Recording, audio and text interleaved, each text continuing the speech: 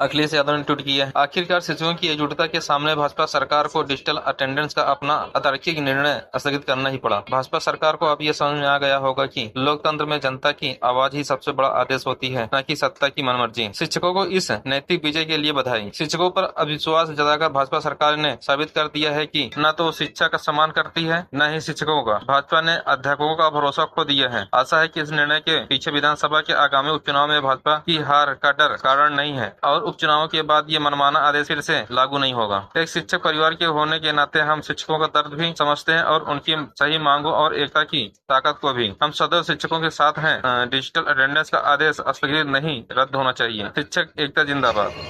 अखिलेश यादव के इस बयान से ST SC OBC के बच्चों का क्या होगा? उनके पास इतना पैसा नहीं कि प्राइवेट स्कूल में पढ़ा सकें और एक बेहतर शिक्षा उन्हें दे सकें। और लोगों ने अखिलेश यादव के ट्वीट पर विरोध जाहिर किया है।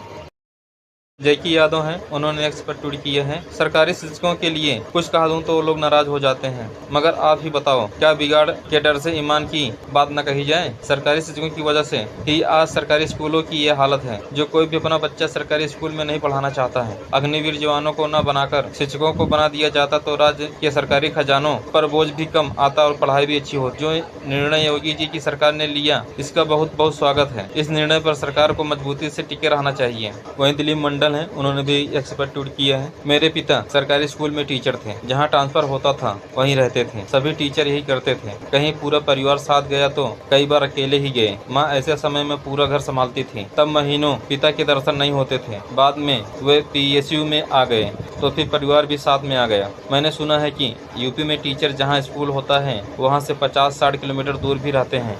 ऐसे में तो अटेंडेंस लगाने और समय पर स्कूल पहुँचने में टीचरों को भारी समस्या आती होगी। बच्चे भी समय पालन और अनुशासन नहीं सीख पाते होंगे। बच्चे तो टीचर से ही ये सब सीखते हैं, है कि नहीं। दिलीप मंडल ने वहीं एक और एक्सपर्ट ट्वीट किया है। उन्होंने लिखा, प्रिय यादव अखिलेश जी, हर बैंक कर्मी अपनी ब्रांच में समय पर पहुंचता है, चाहे उसकी ब्रांच कितनी भी दूर दराज क्यों न हो। रेलवे स्टेशन या पोस्ट बेहद जंगल में हो तो रेलवे कर्मचारी वहीं रहता है। सैनिक ड्यूटी जहां लगती है वहीं रहते हैं। पुलिस वाले जहां कहीं चौकी या थाना हो अक्सर वहीं रहते हैं। सिंचाई विभाग और जंगलात में भी यही होता है। प्राइवेट सेक्टर में तो आपको कहाँ होना है ये चॉइस ही नहीं है। जहां कंपनी ने कह दिया वही अंतिम बात है। पर यूपी के सरकारी स्कूलों के कुछ टीचर शहरों में रहकर दूर गांव के स्कूलों में ड्यूटी करना चाहते हैं या अपने गांव में रहकर ही कहीं दूर नौकरी करना चाहते हैं। जब अटेंडेंस लगाने की बात आती है तो विरोध में आंदोलन कर देते हैं। और देश में आप जैसे नेता हैं जो गरीब और खासकर SC ST और OBC बच्चों का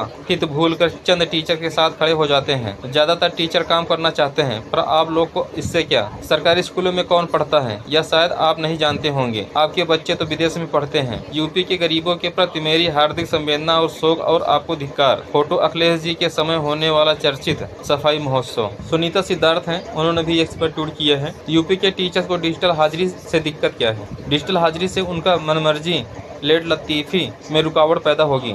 इसका मतलब वह अपना काम ईमानदारी से नहीं करते। इसका मतलब बिना आए उनकी हाजिरी लग जाती थी, जो डिजिटल हाजिरी के होने से नहीं लगेगी। यूपी के सरकारी स्कूलों में बच्चे किसके पढ़ते हैं। इन बच्चों के प्रति विपक्ष की कोई जिम्मेदारी नहीं।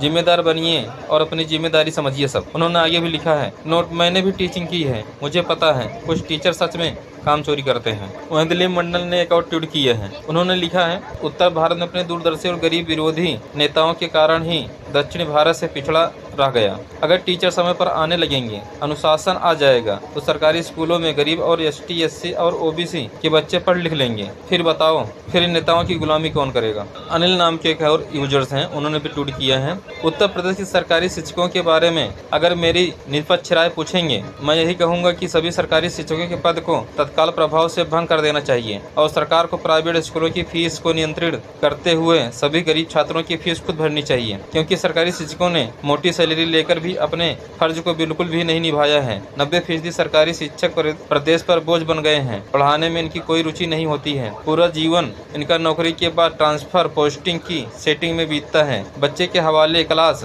करके ये दिन भर सियासी चर्चा करते हैं। शिक्षा मित्रों का शोषण करके नौकरी के नाम पर मौज होती है। अब ये ऑनलाइन अटेंडेंस का विरोध कर रहे हैं। अब 10,000 रुपए पाने वाला प्राइवेट कर्मचारी ऑनलाइन अटेंडेंस लगा सकता है, तो 50,000 से 70,000 रुपए की सैलरी पाने वाले लोग को दिक्कत क्या है। वहीं दिलीप मंडल ने एक और ट्वीट किया है, आपके बच्चे विदेश में पढ़ते हैं, आपको इस बात से क्या मतलब कि यूपी के गरीबों के बच्चे पढ़े या न पढ़े, बल्कि आप तो चाहेंगे कि वे अनपढ़ रहें। आपको क्या फर्क पड़ता है कि टीचर स्कूल आते हैं या नहीं। आपने यूपी की शिक्षा व्यवस्था को सुधारने की पहली बड़ी कोशिश की, भ्रूण हत्या कर दी। अनिल यादव हैं, उन्होंने एक और ट्वीट किया है, मां साहब लोग कह रहे हैं कि उनकी नौकरी बहुत कठिन है, पढ़ाई के अलावा बहुत से काम करने पड़ते हैं। साल में सिर्फ 1.5 महीने की गर्मी की छुट्टी एक साथ मिलती है। 52 संडे के अलावा सिर्फ सभी तीज त्योहारों पर ही छुट्टी मिलती है और सर्दियों में सिर्फ 10-12 दिन की छुट्टी एक साथ मिलती है। उफ, सच में बहुत दिक्कत है मां साहब लोग के लिए। एक सुझाव दूं, जब इतनी कठिन नौकरी है तो छोड़ क्यों नहीं देते। अमन चैन की प्राइवेट सेक्टर की नौकरी क्यों नहीं कर लेते, जहां हर दिन नौकरी पर तलवार लटकी रहती है, जहां हर दिन कुछ नया करने का तनाव रहता है, हर महीने का टारगेट अचीव करना होता है। कंपटीटर कंपनी आगे निकल जाए तो बस एक लाइन में सभी एम्प्लॉय की वाट लगा देता है। 5 मिनट लेट आने पर हाफ डे लग जाता है। आओ चखो प्राइवेट एम्प्लॉय की जिंदगी। 1 महीने में ही खुदकुशी कर लोगे या जॉब छोड़कर यहाँ से भी भाग जाओगे। तनाव और प्रेशर की बात करते हो, प्राइवेट सेक्टर के आधे से ज्यादा एम्प्लॉय बीपी और शुगर के मरीज होते हैं। आप लोग दूसरों को ज्ञान दे रहे हैं, जो पूरी नौकरी स्कूल में सोते हुए या आग तापते हुए और मूंगफली छीलते हुए बिता देते हो। अपन लोग आपके ही बीच के हैं। आदर्श आनंद है, उन्होंने भी ट्वीट किया है, सरकारी शिक्षकों को काम न करने का बहाना चाहिए। रोड टूटा है, बारिश हो रही है, गर्मी पड़ रही है, ठंड बढ़ गई है, लेकिन छात्रों के भविष्य से खिलवाड़ हो रहा है। यह नहीं दिख रहा है ऑनलाइन अटेंडेंस ही इनके निकम्मेपन का सही इलाज है। वहीं रेखा चौबे हैं, मोदी का परिवार, उन्होंने भी एक्स पर ट्वीट किया है। उन्होंने लिखा है, गलत का साथ देना और बच्चों के भविष्य से खिलवाड़ करना तो समाजवादी पार्टी का काम है।